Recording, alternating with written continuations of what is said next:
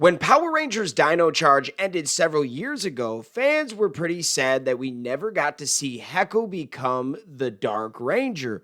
Well, about a year and a half ago, we saw Heckyl return for Power Rangers Cosmic Fury, and in that show, we saw him become the Dark Ranger. But the real question is, if they destroyed the Dark Energem in Power Rangers Dino Charge, how did he become the Dark Ranger? We're going to try to answer this question today and talk about it. Hit that intro, Rangers. You are watching the Fan Club. You're watching the Fan Club. And you're watching the Fan Club. Do you know what time it is? And you know what time it is. It's time for the Fan Club. Let's go. Hey! I can't do this on my own, cause you know things ain't always sweet when you out here in these streets. But my morpher when it morphed, I made a fake one. Hey, what is going on, everybody? Welcome to the Fan Club. It is your boy, Brosdan in the building. We are so happy to have you guys. Welcome to the show.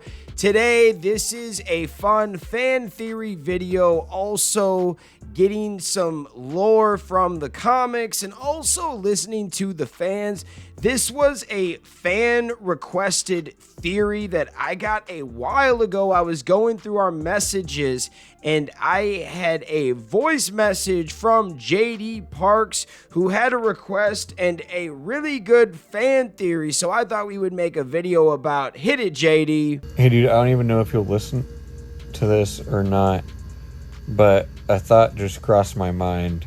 When Heckyl morphed in Cosmic Fury, how was that even possible, considering him and the Dino Charge Rangers destroyed the Dark Energem?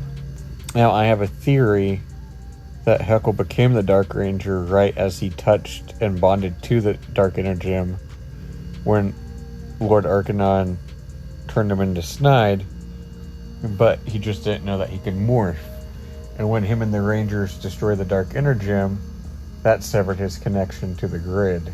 Now, that was a very good question. Shout out JD. If you have a fan theory or something like that you want to get to me, message us on the Facebook page. Hit us up in the comments. We will eventually get to it. Now, we get a lot of these. It might take us some time, but once we get there, we do eventually get these done, and we enjoy listening to the fans and see what you guys have to say.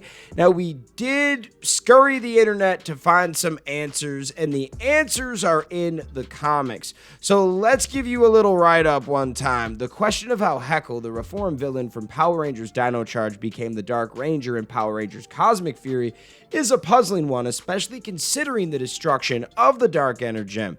The answer, surprisingly, lies not within the television series itself, but in the Boom Studios Power Rangers comic book series. While Cosmic Fury doesn't really give us much backstory on Heckyl's Dark Ranger transformation, the comics provide a detailed backstory. Following his redemption arc in Dino Charge, Heckyl's journey continues in the comics, specifically in the Beyond the Grid storyline. Here he's shown wielding a Dark Ranger morpher, his transformation treated as something already established. The crucial detail emerges in Mighty Morphin Power Rangers number 35, a flashback issue dedicated entirely to Heckyl's origin as the Dark Ranger. The issue reveals that after returning to his home planet, Sentai 6, Heckyl confronts a resurgent Lord Arcanon. In a desperate act to protect his people, he steals his mentor's Xenowing's morpher and crafts a replica for himself.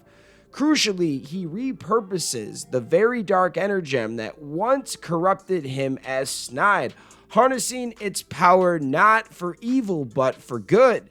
This act completes Heckyl's redemption, allowing him to finally overcome his past sins by utilizing the source of his former corruption as a tool for hope. This comic book origin story isn't confirmed as canon to the TV series, but it offers a compelling explanation absent from Cosmic Fury, revolving the inconsistencies and providing a satisfying conclusion to Heckyl's character arc. It bridges the gap between his reformation in Dino Charge and his Dark Ranger status in Cosmic Fury, ultimately offering a nuanced redemption that surpasses the limitations of the television show's timeline and allowing the Dark Energem's destruction in Dino Charge to remain consistent while also giving Heckyl a heroic role. This Cosmic Fury arc therefore serves to enrich and expand upon Heckyl's story, enriching the lore and providing a more complete narrative than the television show alone could. I love the comics. This is why the comics cannot end. They have so many good stories and piece together giant holes in the stories on the show. Like, how did we get a Dark Ranger? It's not really explained very well on the show, but in the comics, they have a giant story all about it. Like, what would you like to know about it? I think it's very cool.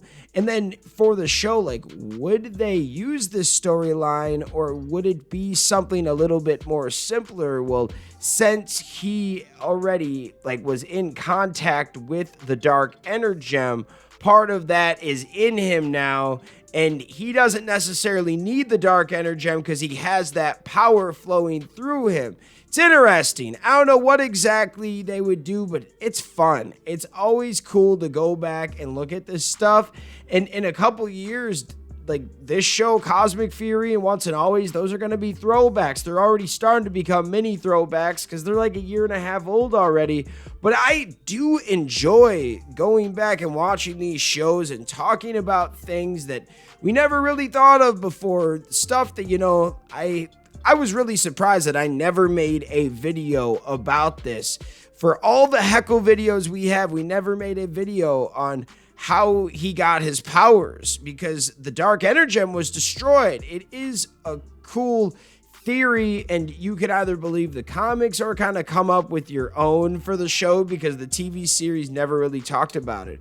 But what are your thoughts? Let me know in the comments. Shout out all of the fans out there that take the time out of their day to watch this content.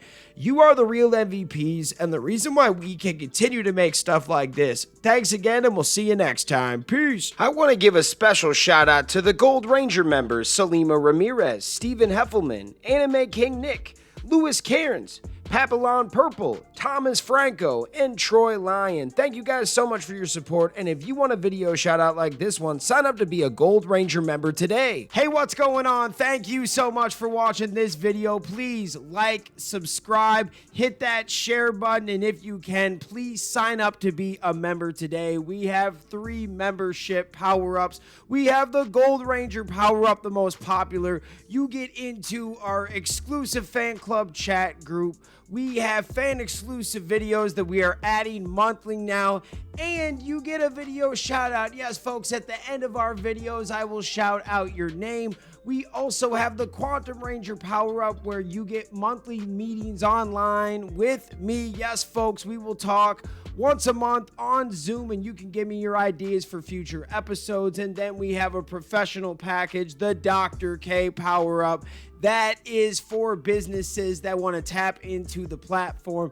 If you guys can, please sign up to be a member today. It is highly appreciated, and it helps us keep these videos going. Thank you so much for watching, and we'll see you next time. Peace. Hi, we're Bulk and Skull. We have been requested by the fan club to say something funny.